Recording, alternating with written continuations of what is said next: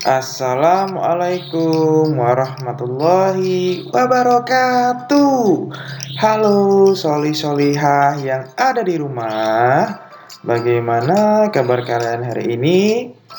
Oke, tentunya kalian dalam keadaan yang sehat dan dalam kondisi yang baik-baik saja ya Soli.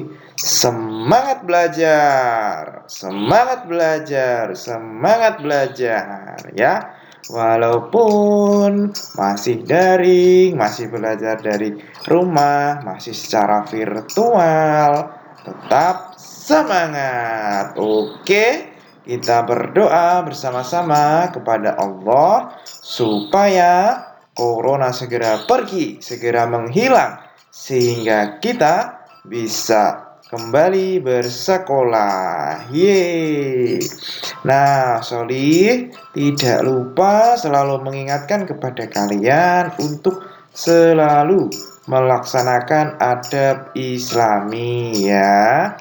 Baik itu sholat berjamaah, sholat sunnah, murojaah, membaca Al-Quran ya, puasa sunnah, juga membantu orang tua. Jangan lupa kalau melaksanakan adab Islami ditulis di buku penghubungnya. Jadi setiap hari kalian menulis adab Islami yang telah kalian lakukan di buku penghubung. Jangan lupa ya, Solih ya. Oke.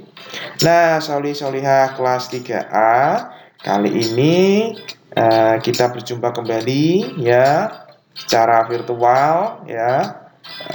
Kali ini kita akan belajar tentang tema 1 ya, subtema 1, ciri-ciri makhluk hidup ya. Mapelnya bahasa Indonesia KD 3.4 dan 4.4. Nah, Solihah, makhluk hidup itu makhluk ya. Ciri-ciri makhluk hidup itu nanti yang akan kita pelajari ya. Dimana makhluk itu ada dua jenis ya. Pertama makhluk hidup, yang kedua makhluk tidak hidup. Nah, seperti apa perbedaan antara makhluk hidup dan makhluk tidak hidup? Langsung saja kita simak video kali ini. Oke, kita check it out. Nah, kita Solih yang pertama akan belajar tentang makhluk hidup. Nah, makhluk hidup sendiri itu seperti apa sih? Nah, makhluk hidup adalah suatu organisme yang dapat mempertahankan dirinya dari berbagai bentuk perubahan lingkungan dan dapat berkembang biak untuk melestarikan jenisnya. Nah, jadi Soli yang disebut makhluk hidup itu ketika ada perubahan di lingkungan, nah dia tetap dapat mempertahankan dirinya dan juga dia juga dapat berkembang biak. Jadi kalau berkembang biak itu memperbanyak dirinya ya, bisa dengan bertelur, kemudian melahirkan ya, kalau tumbuhan ya dengan bertunas dan lain sebagainya ya. Nah, kita lanjut lagi Soli biar lebih jelas, oke? Nah, Soli, yang selanjutnya kita akan menuliskan ciri-ciri dari makhluk hidup ya Soli ya. Yang pertama yaitu makhluk hidup bergerak ya Soli ya. Nah, seperti yang kalian lihat dalam video ini, di mana manusia dan hewan itu bergerak dengan berpindah tempat ya. Tumbuhan tentu bergerak dengan tidak berpindah tempat ya. Kalau tumbuhan tidak berpindah tempat, contoh makhluk hidup bergerak adalah manusia yang sedang berjalan, kemudian semut yang merayap, dan bunga matahari bergerak mengikuti arah datangnya cahaya matahari ya. Oke, jadi seperti itu ya Soli. Kalau manusia dan hewan itu bergerak dengan cara berpindah tempat. Nah, kalau tumbuhan tidak bergerak dengan tidak berpindah tempat, tetapi dia bergerak dengan mengikuti arah cahaya matahari. Nah, itu ciri yang pertama. Nah, ciri yang kedua yaitu makhluk hidup bernafas ya Soleh ya. Nah, bernafas ya. Makhluk hidup bernapas untuk memperoleh udara berupa oksigen ya Soleh ya. Oke, makhluk hidup ya bernapas untuk memperoleh udara berupa oksigen. Nah, kemudian makhluk hidup akan menghembuskan karbon dioksida. Nah, jadi menghirup oksigen, kemudian yang dihembuskan atau yang dikeluarkan yaitu karbon dioksida. Nah, makhluk hidup itu bernapas menggunakan alat pernapasan. Contohnya paru-paru ya. Kemudian kalau dalam video ini ada gambar ikan, yaitu menggunakan insan. Nah, itu untuk ikan. Kalau paru-paru itu untuk hewan, untuk manusia itu dengan paru-paru bernapasnya. Kalau insang itu untuk ikan. Kemudian mulut, daun, dan pori-pori kulit batang itu adalah bernapasnya tumbuhan. Jadi tidak hanya manusia dan hewan saja yang bernapas, tumbuhan juga bernapas melalui mulut, daun, dan pori-pori kulit batang. Itu ya Solih ya.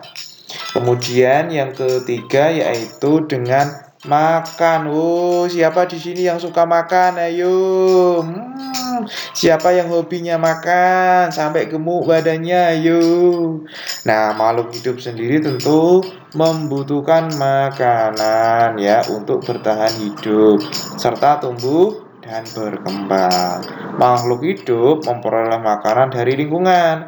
Misalnya, manusia memperoleh makanan berupa hewan dan tumbuhan ya. Kalau kalian siapa di sini yang suka makan sayur, wah itu bagus sekali. Nah, harus dilanjutkan itu teman soli-soliha yang tidak suka sayur. Nah, nanti mungkin bisa dicoba sedikit-sedikit karena sayur itu enak loh. Nah, pasti kalian akan ketagihan nanti kalau sudah terbiasa makan sayur ya. Selain sayur juga bisa makan berupa dari hewan ya, dari hewan misalkan dari ayam atau dari sapi, dari daging kerbau dan lain-lain ya Soli ya, seperti itu. Nah, kalau hewan ya, itu membutuhkan makanan itu dari hewan lain atau dari tumbuhan. Nah, misalkan saja sapi, ya, dia membutuhkan makanan dari tumbuh-tumbuhan berupa rumput. Nah, kalau harimau atau hewan karnivora yang pemakan daging ya tentu dia mendapatkan makanannya dari memangsa hewan yang lainnya. Nah, kalau tumbuhan itu dapat membuat makanannya sendiri melalui proses fotosintesis ya atau menyerap air dari tanah kemudian diolah melalui proses fotosintesis kemudian diserap menjadi makanan untuk tumbuhan. Kemudian selanjutnya yaitu tumbuh dan berkembang. Nah, makhluk hidup sendiri mengalami pertumbuhan dan perkembangan ya. Pada pertumbuhan terjadi perubahan ukuran tubuh. Nah, tentu kita dari kecil dari bayi kemudian beranjak menjadi besar seperti sekarang. Nah, itu termasuk tumbuh dan berkembang. Pastikan kita akan terus tumbuh berkembang ya.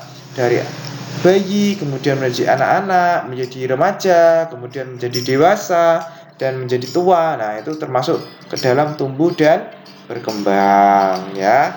Kemudian selanjutnya yaitu peka terhadap rangsang. Nah, makhluk hidup itu juga menanggapi rangsangan yang datang karena memiliki kepekaan terhadap rangsang.